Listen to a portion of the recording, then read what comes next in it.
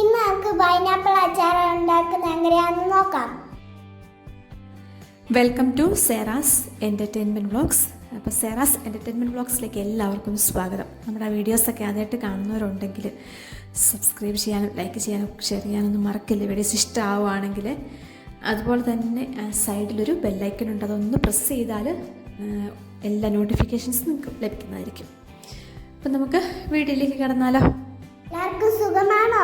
നമുക്കിന്ന് അച്ചാർ ഉണ്ടാക്കാം. വീഡിയോ മുഴുവനായിട്ടും സ്കിപ്പ് ചെയ്യാതെ കാണണേ. അപ്പോൾ ഞാൻ തമ്പനിയിൽ കണ്ട പോലെ തന്നെ വിനാഗിരി ഒട്ടും ചേർക്കുന്നില്ല കേട്ടോ ഈ അച്ചാറിൽ.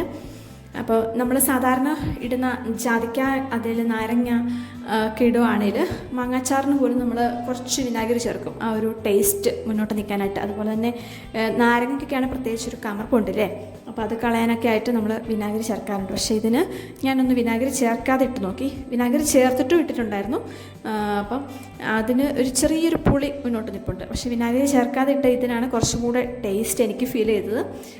ഒരുപാട് നാളത്തേക്ക് നമ്മൾ മാറ്റി വെക്കുന്നില്ല എങ്കിൽ വിനാഗിരി ചേർക്കാത്തതായിരിക്കും ഏതച്ചാറും നമുക്ക് വയറിനും ആരോഗ്യത്തിനൊക്കെ നല്ലത്. ഒരു പൈനാപ്പിൾ മുഴുവനായിട്ട് ഞാൻ അച്ചാറിടാനായിട്ട് എടുത്തിട്ടുണ്ട്. അത് നമുക്ക് തൊലിയൊക്കെ ഒന്ന് ചെത്തി കളഞ്ഞതിൻ്റെ കൂനിയൊക്കെ ഒന്ന് ഒടിച്ച് റെഡിയാക്കി കൊണ്ടുവരാം. കുറച്ച് ശക്തി എടുത്ത് തന്നെ ഒന്ന് ഒടിക്കുകയാണ്. അതിൻ്റെ മുള്ള് നന്നായിട്ട് കയ്യിൽ കൊള്ളുന്നുണ്ട്, ഒന്ന് പോറൽ വരും കേട്ടോ. അത് സൂക്ഷിച്ച് അപ്പോൾ ഇതിൻ്റെ രണ്ട് സൈഡിലും ഒന്ന് നന്നായിട്ടൊന്ന് കട്ട് ചെയ്ത് കൊടുക്കുക. അതിനുശേഷം ഇതുപോലെ ആദ്യം നന്നായിട്ടൊന്ന് ഇതുപോലെ ഒന്ന് തൊലി കളഞ്ഞെടുക്കാം. പിന്നെ അത് നല്ല മുള്ളുണ്ട് കൈതച്ചക്കയ്ക്ക്.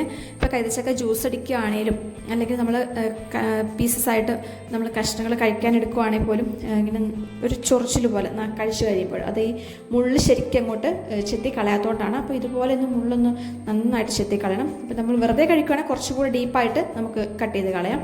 അപ്പോൾ അച്ചാറിലാകുമ്പോൾ കുറച്ചും കൂടെ ഒന്ന് അത്രയ്ക്കും കട്ട് ചെയ്തില്ലെങ്കിലും കുഴപ്പമില്ല. എന്നാലും ഞാൻ കട്ട് ചെയ്യുന്നുണ്ട്, ആവശ്യത്തിന് കട്ട് ചെയ്ത് കളഞ്ഞിട്ടാണ് എടുക്കുന്നത് കേട്ടോ.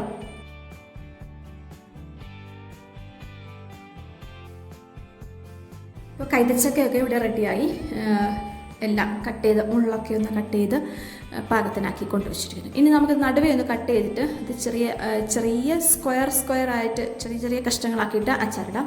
കാരണം ഇത് അവിഞ്ഞു പോകത്തില്ല കേട്ടോ. ഇത് വേവിച്ചാലും ഒരുപാട് വേവുണ്ട് ഇതിന്.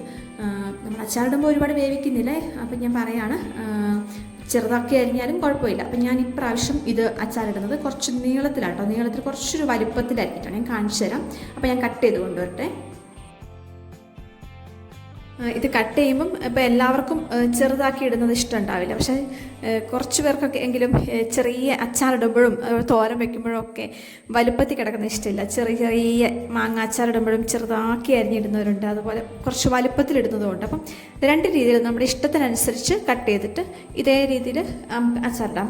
അപ്പം നമുക്ക് നോക്കാം. ഞാനിവിടെ കുറച്ച് വലുപ്പത്തിൽ ഇതിൻ്റെ ഈ ഒരു ഭാഗമില്ലേ കട്ടിയുള്ളൊരു പോർഷൻ അതൊന്ന് കട്ട് ചെയ്ത് കളയുന്നുണ്ട്. അല്ലെങ്കിൽ അത് നമ്മൾ കഴിക്കുമ്പോഴാണെങ്കിൽ അതൊന്ന് കട്ട് ചെയ്ത് കളയും. എന്നിട്ട് ഇതുപോലെ കുറച്ച് വലുപ്പത്തിൽ അരിഞ്ഞ് എടുക്കുകയാണ് ചെയ്യുന്നത്.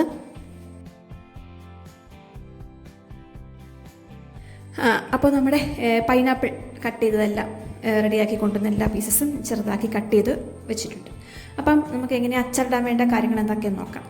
ഞാനിതാ ഇഞ്ചി ഇതുപോലെ നൈസായിട്ട് കുറച്ചധികം എടുത്തിട്ടുണ്ട്, നൈസായിട്ട് കട്ട് ചെയ്ത് വെച്ചിട്ടുണ്ട്.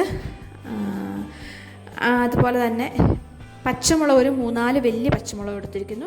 അതോടൊപ്പം കുറച്ച് കാന്താരി ഇവിടെ തന്നെ ഉണ്ടായതാണ്, നല്ല ഫ്രഷ് ആയിട്ടുള്ള കാന്താരി മുളക്. അതിന് ഞെട്ട് കളഞ്ഞിട്ട് എടുത്തിട്ടുണ്ട് ഇതുപോലത്തെ. അതുപോലെ വെളുത്തുള്ളിയും കുറച്ചധികം എടുത്തിട്ടുണ്ട്. വെളുത്തുള്ളി വലുതൊക്കെ ഒന്നുകൂടെ കീറി ഇത്രയുണ്ട്. ഇതാണ് ഞാൻ എടുത്തിരിക്കുന്നത്. അതുപോലെ കറിവേപ്പില ഇതിൽ നിന്നൊരു 2-3 തണ്ട് ഞാൻ എടുക്കും. ഇപ്പോൾ കഴുകി റെഡിയാക്കി വെച്ചിരിക്കുകയാണ്. ഇതിൽ നിന്ന് 2-3 തണ്ട് നമുക്ക് അച്ചാറിലേക്ക് ഉപയോഗിക്കുന്നു. അതുപോലെ അച്ചാർ പൊടിയല്ല യൂസ് ചെയ്യുന്നത്, ഇത് കാശ്മീരി മുളക് പൊടി. അതിനൊപ്പം ഞാൻ കുറച്ച് ഉലുവയും കടുകും കൂടെ കുറച്ച് അധികം പൊടിച്ച് ചേർക്കുന്നുണ്ട് അച്ചാർ പൊടിക്ക് പകരമായിട്ട്. പിന്നെ ഇടയ്ക്കൊന്ന് കുറച്ചൊരു ഉലുവ ചേർത്ത് കൊടുക്കുന്നു, കായപ്പൊടി. ഇത് ഇത്രയും കാര്യങ്ങളാണ് എടുത്തിരിക്കുന്നത്. അതുപോലെ നമ്മൾ വെളിച്ചെണ്ണ ഉപയോഗിച്ചാണ് ഉണ്ടാക്കുന്നത്. അപ്പം നമുക്ക് ഉണ്ടാക്കിയെടുക്കാം. ഒരു പാൻ അടുപ്പത്ത് വെച്ച് ഇത് ആവശ്യത്തിന് വെളിച്ചെണ്ണ ഒഴിച്ച് കൊടുത്തു. അത് നന്നായിട്ടൊന്ന് ചൂടായിട്ട് വരട്ടെ. ഇനി നമുക്ക് കടുക് ഇട്ട് കൊടുക്കാം. അപ്പോൾ കടുക് ഒന്നിട്ട് കൊടുത്ത് കടുക് ഒന്ന് പൊട്ടി വരുമ്പോഴത്തേക്കും കുറച്ച് ഉലുവാപ്പൊടി ചേർത്ത് കൊടുക്കുന്നുണ്ട്. നമ്മൾ അച്ചാർ പൊടിക്ക് പകരമായിട്ടാട്ടോ യൂസ് ചെയ്യുന്നത്. മുളക് പൊടിയും ഉലുവ കടുകും കൂടെ പൊടിച്ചിട്ട് ഒരുമിച്ചിടുന്നു. പിന്നെ കുറച്ച് ഉലുവായും കായപ്പൊടി അത് കഴിഞ്ഞിട്ട് ഞാൻ ചേർത്ത് കൊടുക്കുന്നുണ്ട്. അപ്പോൾ ഇത് ഉലുവായ കൂടി ഇട്ട് കൊടുത്തിട്ടുണ്ട്. അതൊന്ന് ഒരു കളർ മാറി വരുമ്പോഴത്തേക്കും നമുക്ക് പച്ചമുളകും കാന്താരിയും കൂടി ഇട്ട് കൊടുക്കാം. പിന്നെ കുറച്ച് ഇഞ്ചി അരിഞ്ഞ് വെച്ചിരിക്കുന്നത് ഒന്ന് എല്ലാം കൂടി ഒന്ന് ഇളക്കി കൊടുക്കുക. കരിഞ്ഞു പോകാതെ ഒന്ന് ഇളക്കി ഒന്ന് മണമൊക്കെ ഒന്ന് മാറി വരുമ്പോഴത്തേക്കും നമുക്ക് വെളുത്തുള്ളിയും കൂടി ഇട്ട് കൊടുത്തിട്ട് എല്ലാം കൂടി ഒന്ന് ഇളക്കി നന്നായിട്ടൊന്ന് ഇളക്കിക്കൊണ്ടേ ഇരിക്കുക. കുറച്ച് ഉപ്പ് കൂടി ആഡ് ചെയ്താൽ പെട്ടെന്ന് ഒന്ന് വാടി കിട്ടും. ഒരുപാട് വാടേണ്ട ആവശ്യമില്ല. അപ്പോൾ ഏകദേശം ഒരു പാകമായി. നമുക്കിനി ആ പൊടിച്ച് വെച്ചിരിക്കുന്ന മുളക് പൊടി, ഉലുവ, കടുക് കൂടെ പൊടിച്ച് ഇട്ട് കൊടുത്തു. അതിനുശേഷം കുറച്ച് ഉലുവായും കുറച്ച് കായപ്പൊടിയും കൂടെ ഒരു 1/4 ടീസ്പൂൺ വെച്ച് ഇട്ട് കൊടുക്കുന്നുണ്ട്. നന്നായിട്ടൊന്ന് ഇളക്കി യോജിപ്പിക്കുക.